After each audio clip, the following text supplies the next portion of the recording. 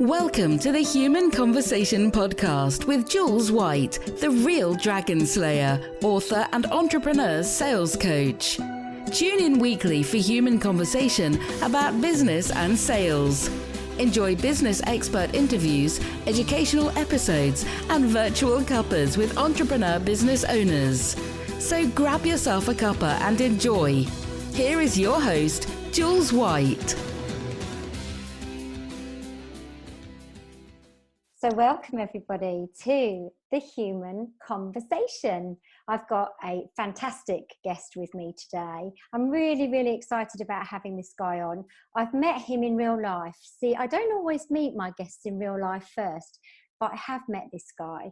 And his name is John Cleary. So he is a personal brand photographer and he runs John Cleary Photography. John, welcome to the Human Conversation. Hi Jules, thank you. I'm happy to be here. Thanks for having me on. Well, I'm really pleased you're here because I have had a preview of some of your story. So, you know, I'm privileged. For the listeners, we're going to dig deep. We're going to find out a little bit about where John came from. And then we're going to bring it up to date as to what you do now so that we just get the journey of John. Sounds good. All right. So, John, when you left school, what was it that you wanted to do? I wanted to go into IT, but I wasn't really education compatible, here's the way I put it. I never really got on with school, just didn't enjoy it at all. And I'd done my A-levels and I just knew that I didn't want to do another 3 years of education at university. And so I didn't really know what I was doing. I had a Saturday job in Woolies. And good old Woolies, John. Good old Woolies. And they had a full-time job going. I thought, well, I'll just apply for that. At least it'll give me a bit of cash, just while I'm working out what I'm going to do. So I went for the interview and they said, why, you've just done your A-levels. Why on earth are you applying for a full-time job here? I said, well, that's what I want to do, he said, lying through his teeth.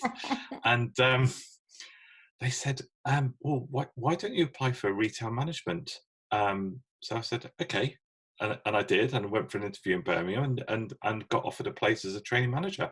That's so cool. And do you know why I loved that immediately when you told me when I met you was, of course, my dad came from retail. I was brought up in retail. So it is my first love. Absolutely. So on from there, you obviously went on this amazing program. We had lots of programs back then, didn't we? I worked at NatWest Bank at 16, straight from school. Right. I was just like you.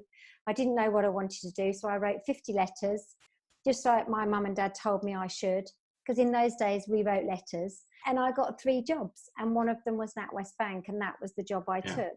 And of course, they all had these management programs going on. So you went on this program, and then, at what point did you get your own shop? Because kind of that's the thing, isn't it?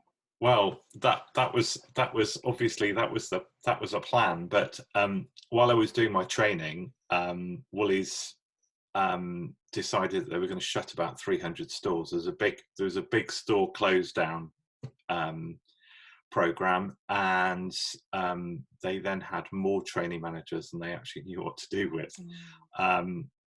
So we'd all been trained, and what they at the time they shut down all those stores, they were transitioning from do you remember the red and the gold frontage, and then they changed it to the blue and the orangey colour.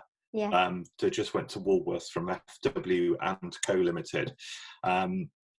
So I got put onto the refurb team, and I had loads of fun in my early 20s, driving around the country, showing people how to do visual merchandising, which was a brand new thing in retail in those days. And we had a right old laugh. We were in hotels all the time. Used to go home at the weekends. So got my mum to do my washing for me, and then go off.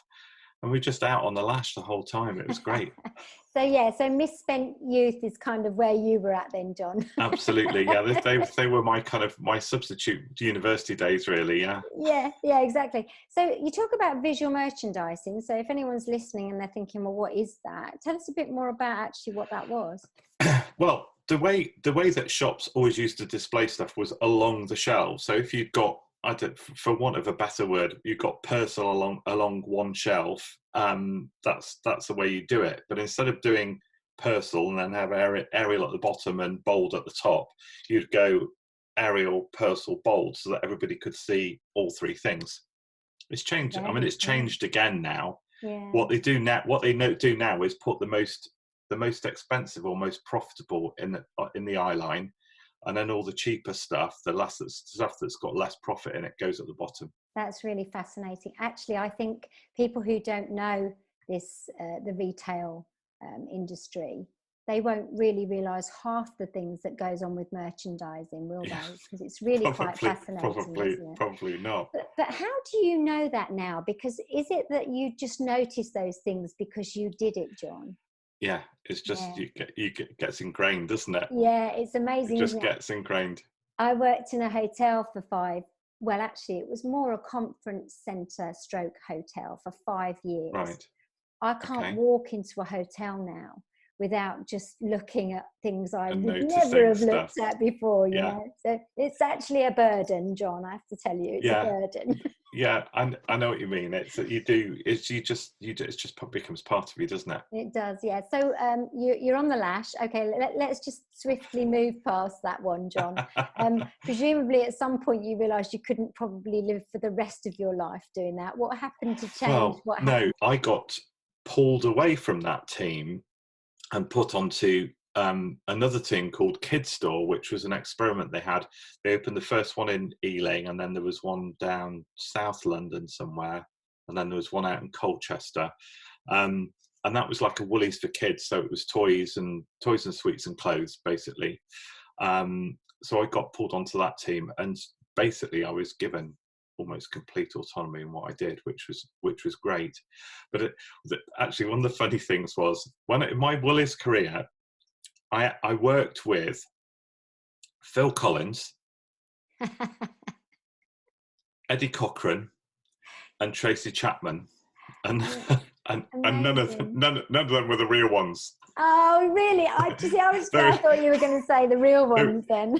No, they weren't. They weren't the real ones. They were just people in Woolies, which was really funny. But then I did work, as we did the openings with Kid Store. We had loads of, I say big names. There were kids' names, so Timmy Mallet and Floella Benjamin, and I was once the bouncer Philip Schofield. But this is the story. We have to make something of this. So tell us that one again. So we booked Philip Schofield for half an hour to do. I can't remember whether he was opening it or it was an appearance. I don't think it was opening it, but he half an hour for an appearance. And the idea was that we took him out to the front of the store, get him to do signatures and everything. This was at the height of his popularity with the broom cupboard and Gordon the Gopher. Gordon the Gopher, that's right.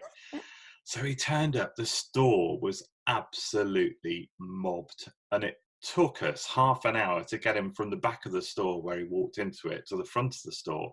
We're like, he's got to go. How do we get him out of here? So we ended up surrounding him, running him out down Ealing High Street, round the back into the delivery lift, and take him back in. So I was once Philip Schofield's bouncer. That's one of my claims to fame. I love that. And this came about me actually. Well, I did know this when I met you, because we did chat for a long time when I met you. But actually, I did a thing in my Facebook group, didn't I, John, where I said, you did. As far as I know, I'm the only one in the group who. And it was all about trying to reveal these really different things about yourself. And all of a sudden, John comes in and says, I was Philip Schofield's bouncer. And of course we giggled, we really did. But what a great story for you to tell. Yeah, that was fun. So your Woolies days were actually filled with quite a lot of fun. I think you did a lot of stuff by the sounds of it. And also, you developed a lot of skills by the sounds of it too. Yeah, absolutely. So once Kid Store finished, I'd had a job, as I said, I'd had basically complete autonomy in what I did. I could do whatever I want. I'd get up in the morning, decide I'm going to go to Colchester today or whatever. And then that project finished, and I was put into the store planning department on Marylebone Road, which was just such a massive culture shock for me, having worked in stores and kind of being used to moving around, and then having even more autonomy and just being able to work in whatever store I wanted, to being kind of effectively chained to a desk from 9 till 5. And within a couple of weeks, I thought, this is not for me. I just can't do this. So I ended up getting out of it and going into other stuff. Yeah. Well, I think it's really interesting, isn't it, when you think about the workplace today, and the fact that we are still doing this 9 to 5 thing. Companies are still doing that, and actually the autonomy, I think it helps you hugely to be more productive, more responsible, more confident. You think about what that brings when you do allow your people to just have that autonomy. It's really amazing, isn't it? It is. Well, Google, I'm sure you know this, but Google, when you work at Google, they ask you to work on your job for 80% of the time, and the other 20% of the time you work on your own projects. And that's how stuff like AdWords and Gmail came about. Awesome. I love that. So it's that creativity, isn't it? And I was reading a report the other day, actually, because I'm really starting to now get interested in data and stuff. I'm geekier than I thought I ever was, John. And I was reading a report about the things now that employers really need to instill, training wise into their people. It was things like creativity. It was about complex problem solving, but it was all these kind of creative out the box things that we've never thought to train our people in, or allow our people to flourish in. And they're getting the message now that we've got to let people be who they are, because that's the beauty, isn't it? It's completely my bag. Yeah. Well, there it's and it is the way it should be. I mean, I've been out of kind of business employment now for 10 years, so I feel a little bit out of touch with what's going on in employment, but I still do see lots of people who are kind of tied down to whatever, but it's but you're absolutely right. It does have to change, and you give people autonomy, and they will do better work. Yeah, I think so. I think they flourish. So you've gone out of this planning role, obviously, because that was just a nightmare. So I started work. I worked for a Spar, Spar, the corner shops, Spar wholesaler. Yes. Working with they're not franchisees, but basically they're storekeepers to do refurbs. I then went and worked for a pharmacy shop fitting company.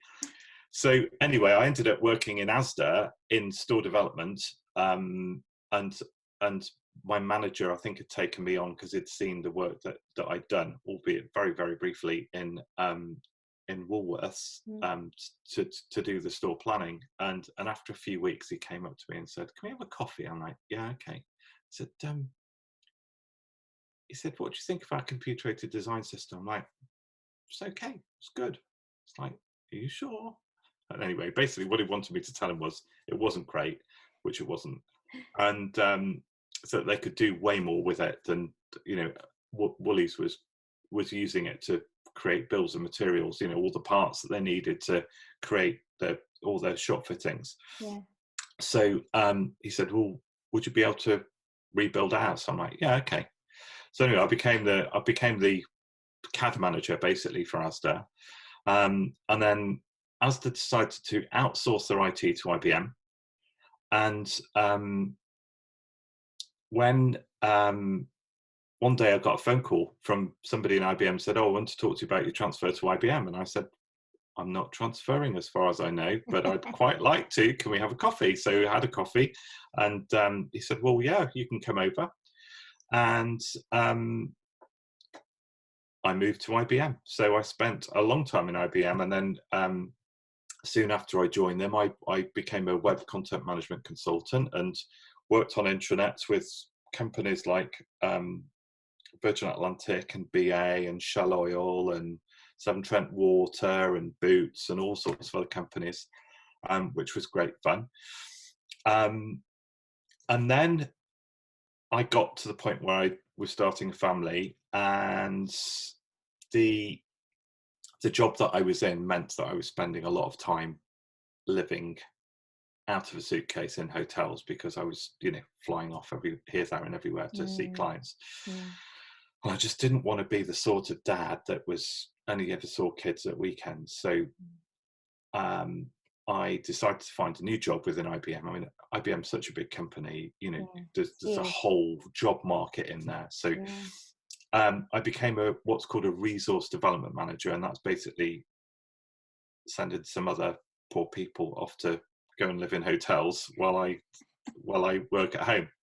It's not quite as glamorous as everybody thinks, is it? No, it's really not. It's really, really not. It does sound glamorous, but very rarely do you get to go and do sightseeing. And by the time you finish working, and especially when you're working with clients, you've really got to be on the ball. So at the end of the day, you're absolutely knackered and not in any fit state to go gallivanting around. So you just basically, it's taxis, offices, travels, and hotel rooms, and that's it. Exactly. So I got this new job as a resource development manager, and I was working from home, and again, all the time in IBM, I could always see where I wanted to go to next, what my next role would be. And out of resource management, I saw a role which was in a global team with IBM HR, working on this incredible project, which was all about the life cycle of employees and kind of reducing costs in terms of hiring and firing. So I got involved in that, and I was on that project for quite a while. It's a really great project, but basically I was working from home all of the time, and I've really developed this constant low mood, which got to the point where I was off work for quite a while. I think probably 5 or 6 months. I really just wasn't right. Didn't really know what was wrong, but I knew I wasn't right, and really just not me. And over the course of the therapy that I had, I kind of realized what was missing, and what was missing was the human connection. Human connection. Yay! That's it. Human connection. Yeah, absolutely. But that's exactly what it was. I was seeing my wife and kids in the evening, but I wasn't having all the other normal conversations that you would have. Well, in fact, that's not even true, because I was having conversations. I was on conference calls all hours of the day and night. So I was talking to people, but there's something about actually being with people that I don't know, kind of keeps you sane. And I wanted to talk to you about this, and I know you don't mind, because we've talked about it, but I think it's really important for people to listen to these things, because you hear all the time that men particularly find it really hard to talk about their feelings, how they are. If they've come into depression or breakdown or low mood or whatever happens to them, it's very hard for them to kind of come to terms with it or speak about it. And actually, that's what I love about you and I, is that we've been able to actually talk about this, because for someone listening, this could be really important to them. That's what the podcast is about. So no, absolutely. And it is important to talk to people, and that was the reason I got poorly in the first place. But yeah, it is really important to talk about it. And I got through it, obviously, and the reason that I'm doing what I'm doing today is because of that.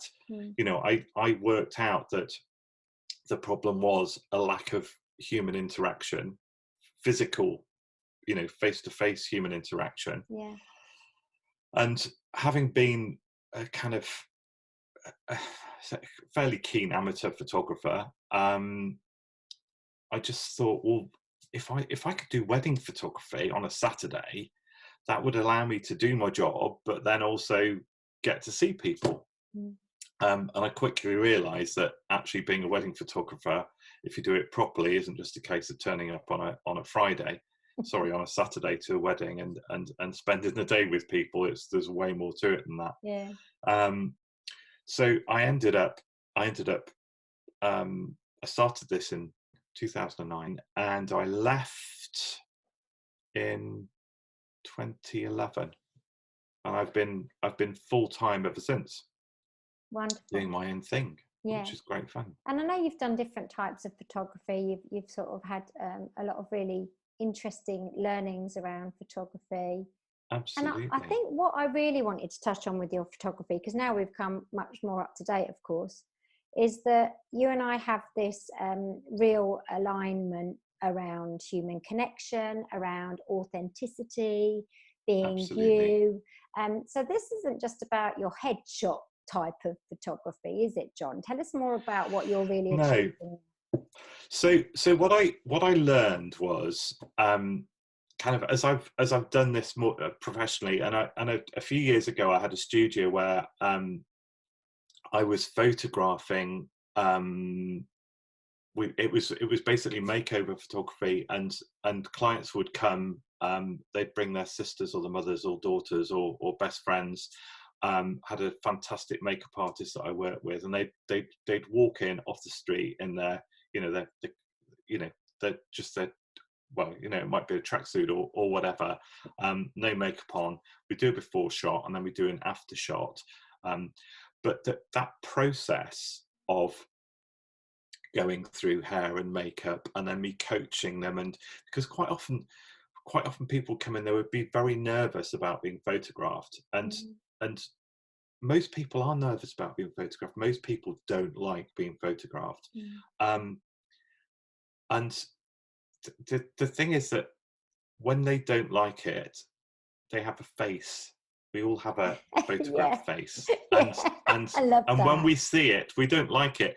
And I always think it's like a vicious circle. The more we hate photos of ourselves, the more we see, the more we kind of put that face on. And it's about breaking the cycle and actually kind of feeling comfortable in front of the camera. Because I was talking to somebody about this the other day. We've all got photos of ourselves, haven't we, that we love. Yeah. And the ones that are the ones we love quite often are the ones that we didn't know were being taken. Absolutely. Because we're just being ourselves. Yeah. So, absolutely. So I've kind of got quite fascinated in this whole psychology thing around photography and how it works, and how very tiny changes in head position or camera position or even just a smile can make a massive difference between looking okay and looking great. Yeah. So I kind of spend a lot of time coaching people rather than just sticking them in front of me with a camera and just click, there you go, there you're smiling, that's you done. It's about making people feel comfortable in front of the camera, and then really capturing the essence of who they are, so that they're really pleased and they're proud to show the photo off, if you know what I mean. Yeah, because it's kind of like, well, what is the point in going through all this if you don't actually then want to show everybody the pictures afterwards? Absolutely. So it's lovely. But I think particularly when you link it then to business, which is obviously what we've talked about, and the fact you're a personal brand photographer, personal brand is huge. And this is my UHP, my unique human proposition. I'll drop that one in there. But this is because we are all unique. There's no other John on the planet. There's no other Jules on the planet. So then why wouldn't you try and portray that in your photography about your business? So you're almost creating a story of your business and where it comes from and your personal brand, Completely right. And and this is why, because obviously, when we met, I grabbed you after you'd spoken at Woman Who, because I could just see the synergy between what we do. There is a lot of synergy, even though we're kind of different parts of the sales cycle. We are doing kind of the same thing. It is about being human, and this is one of the things that I'm trying to kind of get into small business people's heads, really, is that we all, and I've done it myself, we kind of talk about what we do, and then we move on to what we do for our clients. But the bit that's missing is actually putting ourselves out there, because people buy people. Yeah. And when you're looking at a website and you can't see who the person is that's telling you about what they do, people are less likely to buy you. And so if you can get your face in there looking great, then you're more likely to get to the next stage, which is the bit that you do, which is a sales conversation. Exactly, yeah. I mean, I've got this one picture, and I do like it, actually. I love it, there you go. I love a picture of me, and I'm holding a mug.